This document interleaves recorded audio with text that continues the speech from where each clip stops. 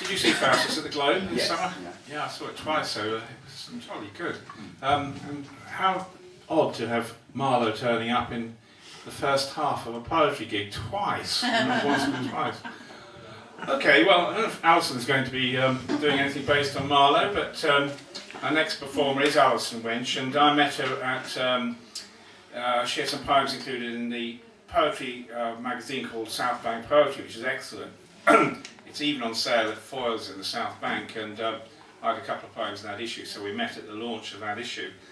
And currently, she's the showcase poet in a very fine magazine called Magma, the current edition of it. So without more ado, Alison Winch, please.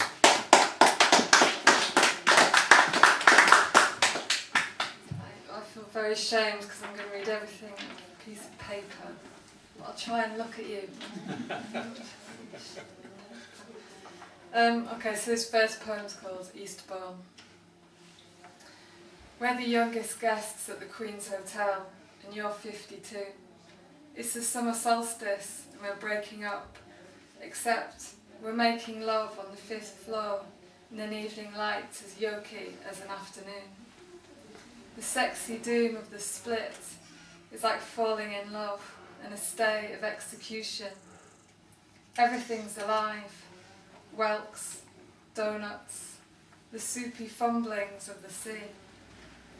Just a day trip to Seven Sisters, you said, without the bookies. You clock with nostalgia for our first months shabbing in Tottenham. Ladbrokes, William Hill, Paddy Power. The wind touches us up as we tussle in the purple gorse, the beam of the Nougat-bitten cliffs and Eastbourne. Ballroom dancing, plastic bed sheets, eggnog. Women whose hearts are clamped on their faces, hard as wedding bands. Driving home that's no longer ours, we stop at Pease Pottage Services. A piece of the universe that love forgot, you despair. I hugged my knees at the window at 3 a.m. Remember the sea heaving, the sea heaving the pier's stilted limb. Can never say that. The next one's called Giant Bamboo. It's Saturday afternoon in Tottenham, and we're heading for sex and Bombay mix in someone's spare bedroom. He's in orange Calvin Klein's and I star in Primark pink. Our minds porous with skunk and vodka, the schizophrenia of July rainbow weather. But he's too quick to strip me, and his digits poke robotic as his eyes freeze from symbiotic to porno hard. Something's up, or not, and the easy flirt wilts to desperation. So I want to say, wait, I'm like bamboo, not for looking at, but listening to. Move close, press ear to stem and sense me home. But he's tough-skinned with shame and I'm blown off, so 15 minutes we're back in the kitchen, filling glasses, licking Rizzlers, looking at anyone else. Russell Square. I lie in a green incubator, disinfecting my soul with chlorophyll. I've been scavenging at the backside of these cities' tubes for too many lives. The sun is ignoring me, but the sky is mine.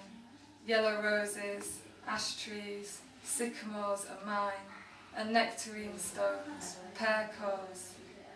I've been in repose since the scraggy dawn handed herself in to the summer solstice. It's Tuesday, and I've surrendered my 9 a.m. I'm incensed by pregnancies and mortgaged friends. This is all I have. My soul is not a bird.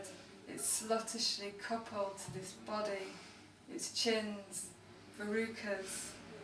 I breathe London's collapsing lung, its green thoughts. This next poem's